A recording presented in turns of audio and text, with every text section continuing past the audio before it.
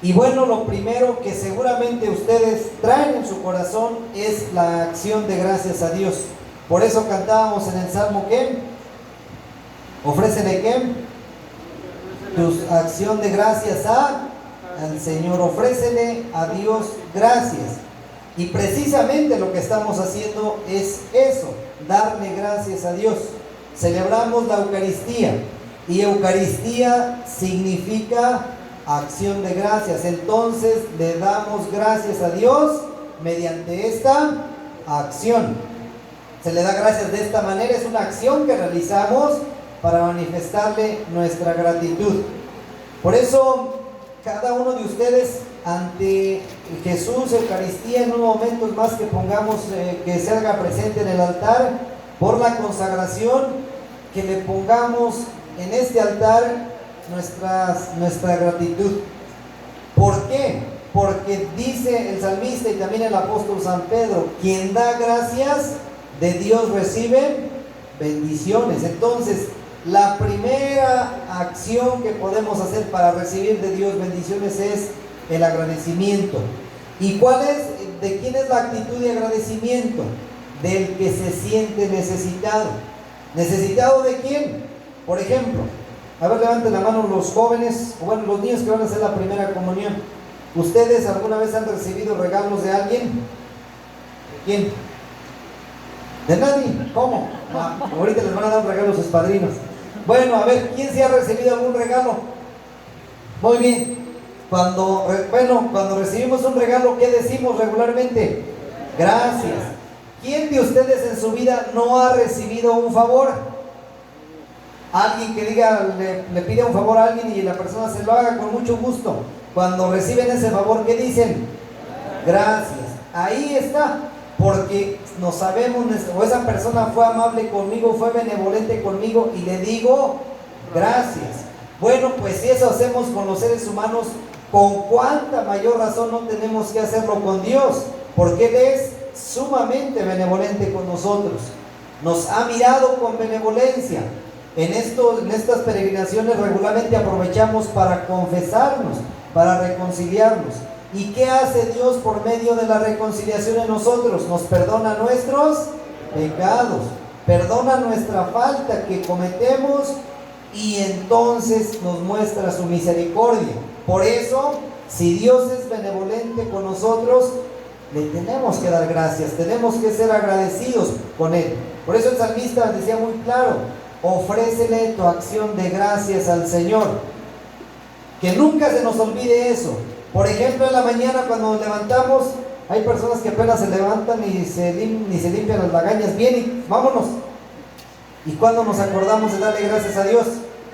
Entonces, ¿por qué? Porque nos dejó empezar una nueva jornada. Gracias, Señor, por esta jornada que me permites iniciar. Al concluir nuestra jornada, que le podamos igualmente decirle gracias, Señor, por todo lo que a lo largo de esta jornada me has permitido realizar. Entonces tenemos muchas oportunidades para darle gracias a Dios. Y entonces ojalá y lo hagamos, porque de esa manera, decíamos hace un momento, empezamos a recibir bendición. Quien no da gracias no se siente necesitado de nadie, se cree que todo lo merece, se cree como un Dios, y ahí no puede haber bendición de Dios. Porque solo la bendición de Dios se manifiesta en el sencillo, en el humilde de corazón, el que se sabe necesitado de Dios. Y nosotros, por supuesto, estamos necesitados de Dios. Porque necesitamos, lo primero que necesitamos de Él es su misericordia. Cometemos el pecado, cometemos nuestras faltas. Yo sé que todos los que estamos aquí nos reconocemos delante de Dios con pecado. Dice por allí en un libro de la Sagrada Escritura que el justo peca 7 veces. Nosotros todavía nos falta mucho para ser justos, ¿verdad? Entonces, ¿cuántas veces pecaremos? Si el justo peca 7 veces al día, nosotros seguramente muchas más. Y por eso entonces siempre necesitamos acercarnos a la misericordia de Dios. Por eso, hermanas, hermanos, yo los exhorto a que tratemos de acercarnos siempre a la reconciliación, porque Dios ha querido este medio de salvación para que nosotros experimentemos su misericordia. No solo saber, sino sobre todo experimentar esa misericordia de Dios. ¿Por qué? Porque si no experimentamos esa misericordia de Dios, vamos a ser presa fácil de esto que decía el Señor Jesús en el Evangelio. ¿Se acuerdan ayer de qué trataba el Evangelio? Que el señor obispo incluso nos explicó en la homilía. ¿De qué se trataba el Evangelio? ¿La explicación de qué? Estaban dormidos como hoy, ¿verdad? ¿Se acuerdan que, bueno, antier nos hablaba de un sembrador que salió a sembrar? Unos granos, dice, cayeron a lo largo del camino, otros cayeron entre espinos, otros entre piedras y otros cayeron en tierra buena. Ayer, eso fue antier. Ayer se nos explicaba esa parábola del sembrador. Y entonces ahí se nos daba la oportunidad de descubrir qué tipo de tierra somos. A veces somos como esa tierra, ese camino duro que la semilla no puede dar fruto, no puede germinar, ni siquiera puede germinar, porque somos así duros como ese camino. A veces somos medios espinosos, medios pedregosos, y ahí la palabra tampoco puede dar fruto. Entonces, ¿qué tipo de tierra se nos invitaba a hacer? Tierra buena, donde la semilla se siembre, la palabra de Dios se siembre, y entonces pueda producir fruto. ¿De qué tanto fruto? Decía, unos el 30, otros el 60 y otros el 100 por uno. En aquel tiempo no era tan fácil producir como ahora. Bueno, ahora tenemos avances en fertilizantes químicos y toda esa cosa, y a veces da mucho fruto la semilla, por ejemplo, el maíz o el trigo. En aquel tiempo no era tan fácil, pero ya el producir 30% era muy buena cosecha, 30 por 1. 60 era muy buena cosecha y 100 por 1, una cosecha extraordinaria. Bueno, pues el Señor Jesús nos invita a que produzcamos el 30, el 60 o el 100, pero no va a ser válido cuando nos presentemos ante Dios decirle: Señor, yo no produje nada. ¿Eso será válido? Por supuesto que no. Entonces, ¿qué necesitamos para producir? Necesitamos estar atentos. Vean hoy la parábola que nos pone el Señor Jesús.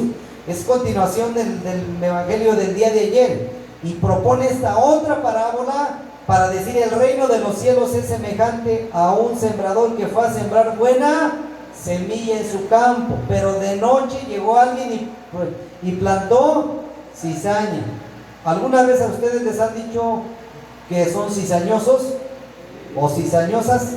Yo sé que ustedes no, los que no vinieron, ¿verdad? Pero ¿qué significa ser cizañoso o cizañosa? ¿Qué significará eso? Mala hierba, sí, ponen una mala hierba, pues, pero ¿qué significa ya en nuestro lenguaje más coloquial? ¿Qué significa ser cizañoso o cizañosa? Amarranavajas, dicen, ¿verdad? ¿Qué más? Chismoso, chismosa, ¿verdad? Aquí no hay chismoso ni chismosa, yo lo sé, pues, son los que no vinieron, pues. ¿Qué más significa ser cizañoso? El que divide, ¿no? Que va dividiendo, el que va y te dice: esta persona me contó algo de ti, y luego va con la otra persona y dice: aquella otra persona me contó esto de ti, y entonces se da la división, se da el pleito. Ya como decían aquí, amarran navajas, van y este dijo da esto de ti, aquel dijo esto del otro, y entonces empieza el pleito, la división. Entonces sembrar cizaña es dividir. Por eso el Señor Jesús dice: hay alguien que a veces nos quiere dividir. Que para nosotros, ¿cómo se llamaría ese que quiere dividirnos? ¿Quién será? Es un enemigo espiritual que quiere dividirnos, que quiere apartarnos ¿de quién? De Dios, que quiere apartarnos de Dios. Por eso decía que tenemos que estar muy atentos para que al final de nuestra existencia podamos decirle al Señor: mi vida produjo 30, 40, 50, 100 por 1. Pero tenemos que estar atentos para que el que es el enemigo número 1 de Dios, el demonio, no venga a sembrar en nuestro corazón la cizaña, no venga a dividir nuestra propia existencia. Muchas veces nos encontramos divididos en nuestro interior, y por eso entonces no avanzamos en el